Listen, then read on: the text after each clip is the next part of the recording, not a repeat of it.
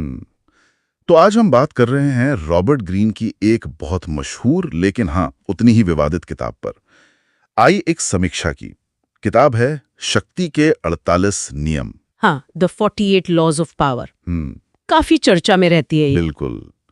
हमारे पास इसकी एक डिटेल्ड रणनीतिक समीक्षा है और कोशिश यही है कि इस समीक्षा से समझे कि भाई शक्ति असल में है क्या चीज, कैसे मिलती है, कैसे संभाली जाती है। और ये इतनी विवादास्पद क्यों है, ये भी जानना जरूरी है। हाँ, तो लक्ष्य यही है कि इस समीक्षा से जो सबसे जरूरी बातें हैं वो सामने लाएं। अच्छा, ये किताब आई थी 1998 में। इसे सेल्फ हेल्प, साइकोलॉजी, रणनीति इन सब में रखते हैं। सही। तो समीक्षा का निचोड़ क्या है? ये कहती है कि किताब एक तरह की प्रैक्टिकल गाइड है शक्ति पाने, उसे बनाए रखने और हाँ उसका इस्तेमाल करने के लिए। और दिलचस्प बात यह है, जैसा समीक्षा बताती है, कि इसमें उदाहरण आज के नहीं बल्कि पिछले 3000 सालों के इतिहास से हैं। मैकियावेली, सुन त्जू और भी कई। हाँ, चालाक दरबारी वगैरह। हर नियम के साथ एक कहानी, फिर उसकी सीख। बिल्कुल। और जो बात यहाँ नोट करने वाली है वो ये कि ग्रीन शक्ति को मतलब नैतिकता से बिल्कुल अलग करके देखते हैं। समीक्षा के हिसाब से उनके लिए ये बस एक औजार है, अच्छा या बुरा इस्तेमाल आप पर है। एक टूल की तरह। हाँ, और वो मानते हैं समीक्षा के अनुसार कि हेरफेर यानी मैनिपुलेशन कैसे काम करता है दुनिया में, ये समझना बहुत जरूरी है। और दिखावा, सही समय, भ्रम पैदा करना, ये सब शक्ति के खेल के बड़े अहम हिस्से हैं। अच्छा, तो कुछ खास नियम जिनका जिक्र समीक्षा करती है, जैसे वो पहला नियम है अपने मालिक से कभी ज्यादा चमकने की कोशिश ना करें। सुनने में तो सीधा लगता है। हाँ, सुनने में सीधा है लेकिन अमल करना शायद उतना नहीं। और समीक्षा कुछ और नियमों पर भी रोशनी डालती है जो ज्यादा बेधड़क हैं।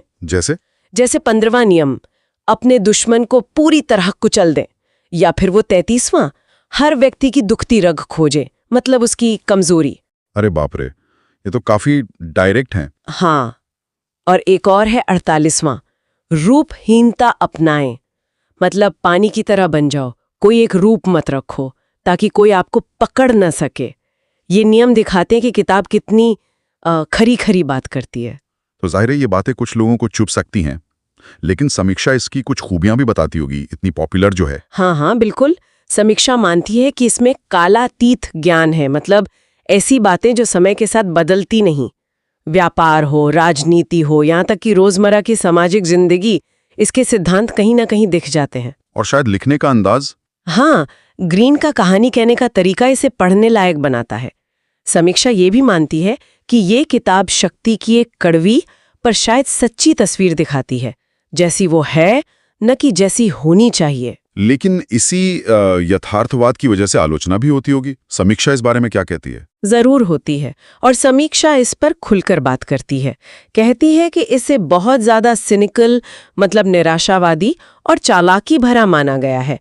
कुछ तो इसे खतरनाक भी कहते हैं। अच्छा, खतरनाक क्यों? आलोचक कहते हैं, जैसा समीक्षा बताते हैं, कि ग्रीन इतिहास से सिर्फ वही उदाहरण चुनते हैं जो उनकी बात सही साबित करें, चेरी पिकिंग जिसे कहते हैं। और ये किताब एक तरह से बेरहमी को बढ़ावा देती है।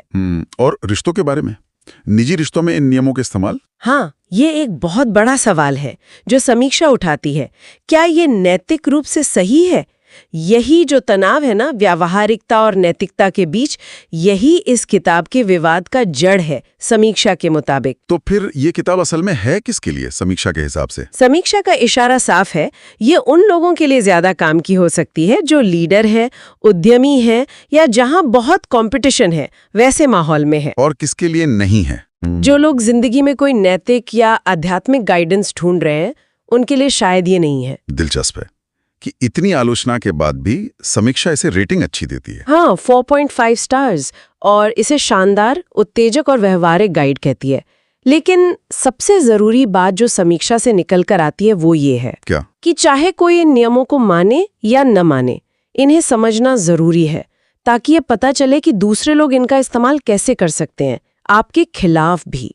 इसे पढ़ते वक्त मतलब दिमाग खुला रखना जरूरी है, क्रिटिकल थिंकिंग। तो कुल मिलाकर रॉबर्ट ग्रीन की शक्ति के 48 नियम पर यह समीक्षा हमें दिखाती है कि शक्ति वो चीज है जो काफी जटिल है और इसके नियम अक्सर असहज करने वाले हो सकते हैं। हाँ, ये किताब प्रैक्टिकल स्ट्रैटेजीज तो सिखाती है, पर साथ ही गहरे नैतिक सवाल भी छोड़ जाती है। और अंत में शायद यही सवाल बचता है जिस पर सोचना चाहिए। क्या आज के इस दुनिया में सफल होने के लिए शक्ति के इन तथाकथित डार्क नियमों को समझना और शायद अपनाना जरूरी है, या फिर क्या कोई दूसरा रास्ता भी है?